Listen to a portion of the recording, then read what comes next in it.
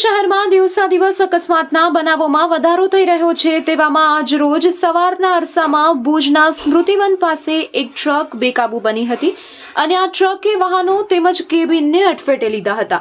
ભુજ માધાપર માર્ગ પર ટ્રકના ચાલકે વાહન પરનો કાબુ ગુમાવ્યો હતો તો 4 ટુ વ્હીલર અને 2 કેબિન ટેન્કરના અડફેટે આવ્યા હતા તો અકસ્માત સર્જ્યા બાદ ટેન્કર વરસાદી નાળામાં ખાબક્યું હતું।